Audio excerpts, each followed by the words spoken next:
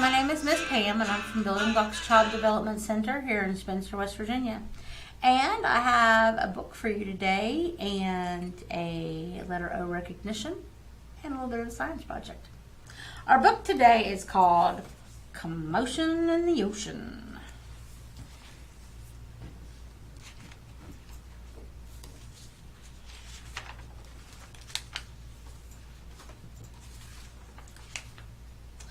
There's a curious commotion at the bottom of the ocean. I think we ought to go and take a look. You'll find every sort of creature that lives beneath the sea swimming through the pages of this book. There are dolphins, whales, and penguins. There are jellyfish and sharks. There's a turtle and the big white polar bear. But can you see behind the word Rex and in between the rocks? Let's take a look and find who's hiding there. Crab. The crab likes walking sideways, and I think the reason why is to make himself look sneaky and pretend that he's a spy. There's turtles. We crawl up on the beach from the water to bury our eggs on dry land. We lay a whole batch, and then when they hatch, they scamper about in the sand. And little sea turtles. Dolphins. The wonderful thing about dolphins is hearing them trying to speak. It's not how do you do, as I say to you. It's more of a click, a whistle, and a squeak. Angelfish. Hello, I'm the angelfish darling, and the prettiest thing in the sea. What a shame there are no other creatures as gorgeous and lovely as me. Here's the jellyfish. The jellyfish just loves to jiggle, with other fish think it's quite dumb. She knows that it's not all that useful, but jiggling is lots of good fun.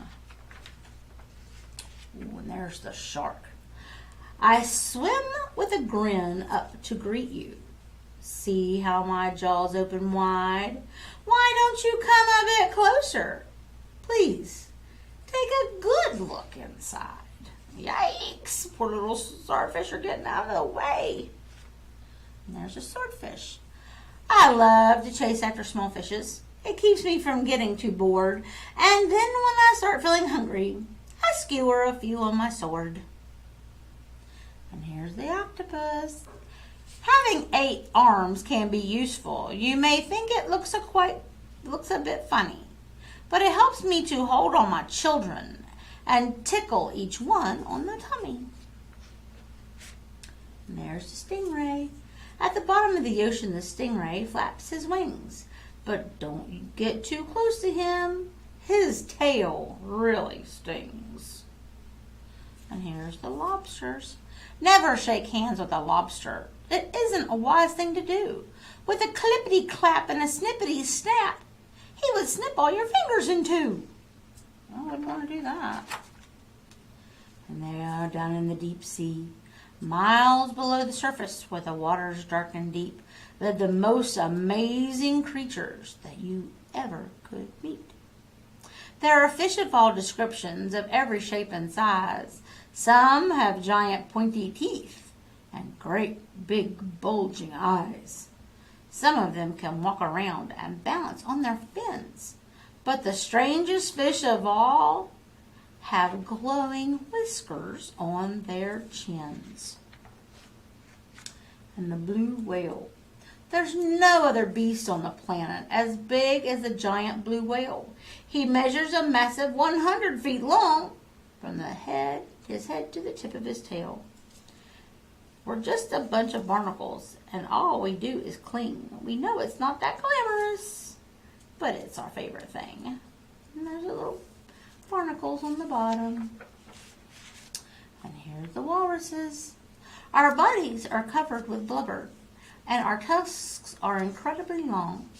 We're grumpy and proud, and we bellow out loud to show that we're mighty and strong. There's penguins. We waddle around on our icebergs, which make our feet slither and slide. And when we get close to the water, we leap with a splash off the side. And there's the polar bears. Deep out in the Arctic, the mommy polar bear snuggles up with all of her children. since it's very cold out there. What a lot of creatures we have seen beneath the sea. What a lot of funny things they do. Some of them might lick their lips and eat you in one bite, and some might want to swim around with you. The dolphin's very friendly, and the lobster's very fierce, but the shark is the most dangerous by far. Can you name the other friends we've made along the way?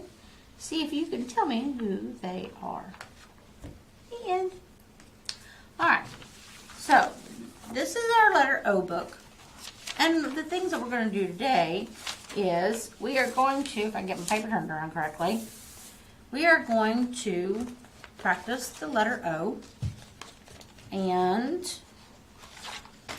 for the letter O, we are going to start here at the top. We're going to start with a marker or a pencil or a crayon on the top blue line. This is our start line, this is our middle line, and this is our stop line. I tell my boys and girls at building blocks that it's kind of like building a house. This is the attic. This is the first story. This is the ground floor, or the first story, second story. And this is the stairs down into the basement. Now, an O, he goes from the first and the second story right here. He doesn't go in the attic. No letters go in the attic. And only a few go into the basement. So we're going to start here on the top line, and we're going to go around down to the red line, and then we're going to go back up to where we started. And that's an uppercase O. Now, a lowercase o, believe it or not, it's the very same thing. So, but we're going to start in the middle line. We're going to go to the middle line, down to the bottom line, and then back up to the middle line again. So there's our uppercase O and our lowercase o. Now, for the moms and dads and the grandmas and the grandpas and the families, I like to use a yellow marker, which I don't know if you can see on this paper really good, but I trace the O's for my boys and girls. Uppercase O's and lowercase O's. I trace them with a yellow marker, and then they can come in with their other marker and follow right where you were. And that's a good thing for hand-eye coordination. And you can even give them a starting point at the top on their letters, and that gives them the proper way to start and stop a letter. So, now, that's how we're going to make an O. Now we're going to find an O. I have this giant search word. It is huge. And believe it or not, got it at the Dollar Tree. I love that store. So here's our giant search word. And what we're going to do, though, is we're just going to look for one thing. We're just going to look for the O's. So we're going to find our O's, and we're going to give them a circle. Hey, look, we made an O around an O. We're going to find us some O's, and we're going to give them a circle. There we go. And then, when you're done with this, and you're done with your O lesson, and you know where all of your O's are, and you got lots of them to find, then you can just erase them and start all over. If you do one simple thing, you put clear contact paper on it. Clear contact paper will seal it up. You can mark on it several times. If you don't have a contact paper, my favorite thing to use, other than my giant one here, is a search a word book. And then you can just find a page in the book and say, today we're going to look for O's. You can go through and you can look for all of your O's. If you don't have a search a word book, how about a magazine or the county paper or maybe even a book? All right, there you go. All right, so there is that part. Now we got one more thing to do. We're a science project, and it's about an octopus. An octopus doesn't have any bones in its body. Has no bones whatsoever. And octopus can get into some of the teeniest, tiniest little crevices and stuff in the rocks. But now the question is how big of a hole do you have to have for your octopus to fit through it? Can a big octopus fit through a little itty bitty hole? I don't know. So here we have a gallon-sized bag, and I have drawn an octopus on it. And we can count the legs on our octopus. Now most octopus have 8 legs, but there's actually a 7-legged octopus also. So we have us a bottle of water here, and we're gonna pour some water in here, just like that. Gotta make sure you get it all sealed up really, really good. Just squish some of the air out of it.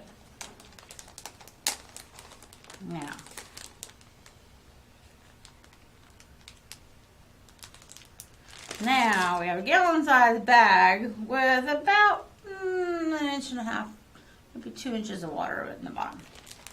The next thing I have here, put this lid on, here it goes. I'm really good at spilling stuff. Or making a mess with glue. So the next thing I have here is I have a plate.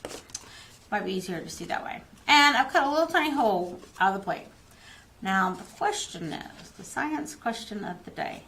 Will this bag of water fit through this little itty bitty hole? What do you think? I don't know. Pretty full. Let's see if we can get our octopus to go through that hole. Alright, I don't know. I got the top of it in there. Let's pull it down like that a little bit. Move it around. Okay. Kind of looks like I got a problem here. I got the top of the bag through, but the bottom of the bag is still down there, and it still has a lot of water in it. Here's where being an octopus comes in handy.